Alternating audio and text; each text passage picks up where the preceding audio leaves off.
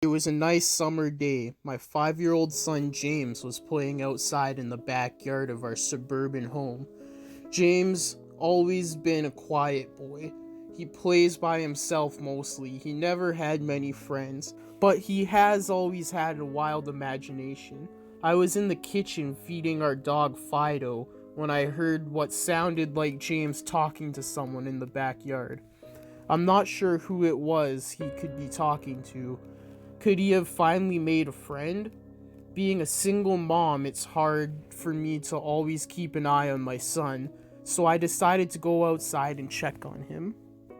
When I went to the backyard, I was a bit confused because James was the only person back there. Was he talking to himself? I could have sworn I heard another voice. "James, it's time to come inside," I called out to him. He came inside and sat down at the kitchen table. It was about lunchtime, so I decided to make him a turkey sandwich. "James, who were you talking to out there?" I asked him. James looked up for a moment. "I was playing with my new friend," he said, smiling. I poured him some milk and continued to pry, as any good mother would. "Does your friend have a name? Why didn't you ask him to come have lunch with us?" I asked. James stared at me for a moment before replying. "His name is Laughing Jack." I was a bit taken back by what he had said. "Oh, that's a strange name. What does your friend look like?" I asked, a bit confused. "He's a clown. He has long hair and a big swirly cone nose. He's got long arms and baggy pants with striped socks. And he always smiles." I realized my son was talking about an imaginary friend. I suppose it was normal for kids his age to have imaginary friends, especially when he has no real kids to play with. It's probably just a phase. The rest of the day went by as per usual, and it was starting to get late, so I put James to bed. I tucked him in, gave him a kiss, and made sure to turn his nightlight off before I closed the door. I was pretty tired myself, so I decided to go to bed not long after. I had an awful nightmare. It was dark. I was in some kind of rundown amusement park. I was scared, running through the endless fields of empty tents, broken down rides, and abandoned game huts. The whole place had a horrible look to it. Everything was black and white. The prized stuffed animals all hung from nooses in the game huts, all with sick grins stitched into their faces. It felt like the whole park was looking at me, even though there wasn't another living thing in sight. Then suddenly I began to hear music play. The sound of Pop Goes the Weasel began playing on a squeeze box, echoed through the park. It was hypnotizing. I followed the tune to the circus tent almost in a trance, unable to stop my legs from moving forward. It was a pitch black. The only light came from a single spotlight shining on the center of a big top. As I walked towards the light, the music slowed down. I found myself singing along, unable to stop. All around the mulberry bush, the monkey chased the weasel. The monkey thought 'twas all in fun. The music stopped right before the climax, and suddenly the lights shot on. The intensity of the lights was practically blinding. All I could see was a small dark silhouette shuffle towards me. Then another one appeared, and another one, and another. There was dozens of them, all coming towards me. I couldn't move. My legs were frozen. All I could do was watch as the haunting figures drew nearer. As they got closer, I could see they were children. As I looked at each one, I noticed that they were all horribly disfigured and mutilated. Some had cuts all over their body, others were severely burned, and others were missing limbs, even eyes. The children enveloped me, crawling in my flesh, dragging me to the ground and tearing inside me. As the children tore me apart and I faded away, all I could hear was the laughter. Horrible, awful, evil laughter. I woke up the next morning in a cold sweat. After taking a few deep breaths, I looked over and saw that a few of James's action figures were positioned facing me on top of the nightstand. I sighed. James had probably woken up early and put these there. I gathered up the toys and made my way to James's room. However, when I opened the door, James was sound asleep. I just shrugged and placed the toys back into his toy box and headed out to the living room. A little while later, James woke up. I made him breakfast. He was quiet and seemed a bit groggy. Perhaps he didn't sleep well either. I decided to ask him about the toys.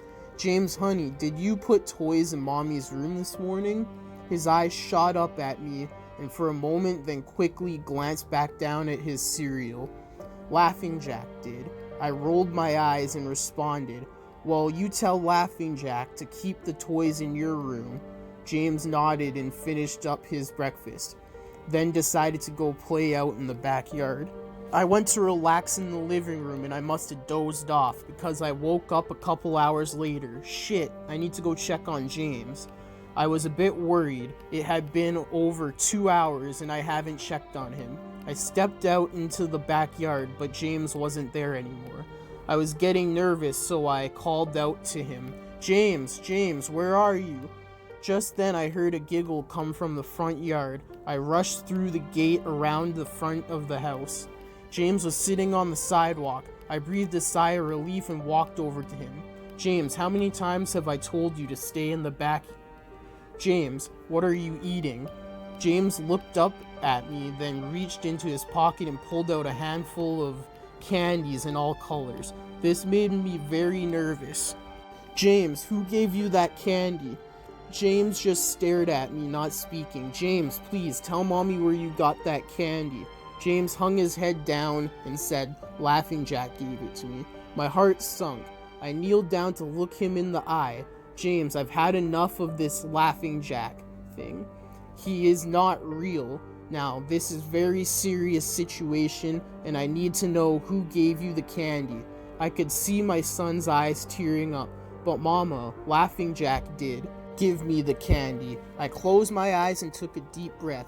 James has never lied to me, but what he's telling me is impossible. I make him spit the candy out, and I threw the rest away. James appeared to be fine. Maybe I'm just overreacting.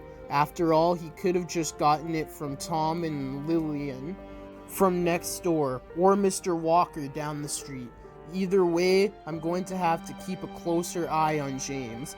That night, I put James to bed as usual and decided to go to bed early myself. Suddenly, I woke up to a loud bang coming from the kitchen.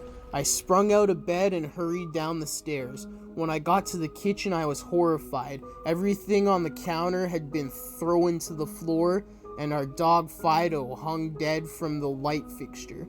His stomach was cut open and stuffed with candy, the same type that James was eating earlier that day. My shock was quickly broken by a sharp scream coming from James's room, followed by a loud crash.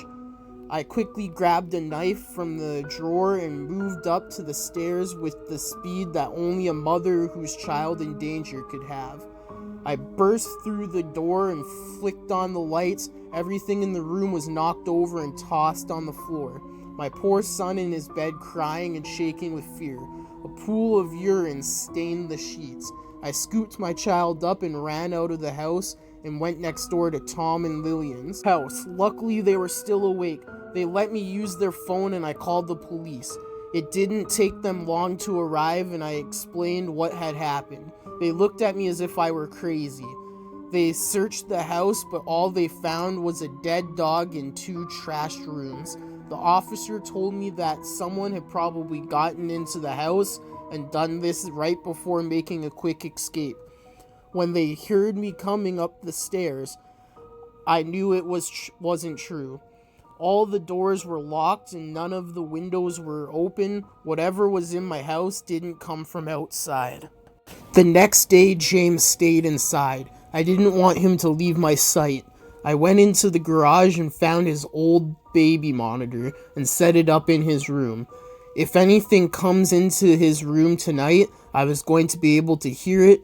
I went to the kitchen and grabbed the largest knife from the drawer and put it on my nightstand. Imaginary friend or not, I was not letting anything hurt my little boy. Soon enough, night came. I put James to bed. He was afraid, but I promised him that I wasn't going to let anything happen to him. I tucked him in, gave him a kiss, and turned off the nightlight. Before closing the door, I whispered to him, "Good night, James, I love you." I tried to stay up as long as I could, but after a few hours, I felt myself drifting off. My baby would be safe for the night, and I needed to sleep. Just as I laid my head on the pillow, I heard a soft noise come from the baby monitor I had put on the nightstand. At first, it sounded like interference, like that kind of radio would make. Then it turned into a soft moan. Was that James asleep? Then I heard it, the laugh from my nightmare. That horrible laugh. I sprung up from bed and grabbed the knife from under my pillow. I rushed over to James's room and cracked the door open. I tried the light switch, but it wouldn't come on. I took a step in and I could feel the warm liquid on my feet. Suddenly, James's nightlight came on and I could see the absolute horror laid out in front of me. James's body was nailed up on the wall. The nails pierced through his hands and feet. His chest was cut wide open and his organs hung down to the floor. His eyes and tongue had been removed along with most of his teeth. I was disgusted. I could hardly believe this was my baby boy. Then I heard it again, the soft, desperate moaning. James was still alive. My baby, my poor baby, in such pain, barely clinging to life. I ran across the room and vomited on the floor. But my sickness was interrupted by a horrible cackle coming from behind me. I spun around while still wiping the bile from my mouth. Then out of the shadows emerged the fiend responsible for all this horror, Laughing Jack. His ghost white skin and matted black hair hung down to his shoulders. He had piercing white eyes surrounded by black rings. His twisted smile revealed a row of sharp, jagged teeth. His skin didn't look like skin at all. It almost looked like rubber or plastic. He wore a patchy black and white clown outfit with striped sleeves and socks. His body itself was grotesque, his long arms hanging down past his waist, and the way he was positioned made him look almost boneless, like a rag doll. He let out a sickening laugh as if to let me know he was pleased with my reaction to his work. He then turned around slowly in front of James and began to laugh even more at the horrific sight he has laid out. That was enough to shake me from my terror. I snapped, "Get away from him, you bastard." I rushed at the monster, raised the knife above my head, and stabbed down at him. But as soon as the knife touched him, he disappeared into a cloud of black smoke. The knife passed right through and pierced James' still beating heart, splashing the warm blood on my face. No, what have I done? My baby. I killed my baby. I immediately fell to my knees and I could hear the sirens in the distance growing louder. My boy, my sweet baby boy. I promised Mommy would protect you, but I failed. I'm sorry, James. I'm so sorry. Police soon arrived to find me in front of my son, still wielding the knife covered in my baby's blood. The trial was short. Insanity. I was placed in the Ferropolis house of the criminally insane, where I have been for the past 2 months. It's not so bad here. The only reason I'm awake now is because someone is playing Pop Goes the Weasel outside my window. I'll take to the orderlies about it in the morning.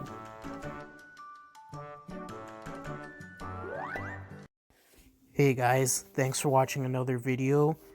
I hope you enjoyed. If you did, remember to like, comment, subscribe, and share for more. The links to the Facebook page, the Twitter, and the Instagram will be in the description below, as well as the source for the music and today's creepypasta. So yeah, glad you enjoyed if you did. Until next time in the Deadly Zone, stay deadly and stay spooky.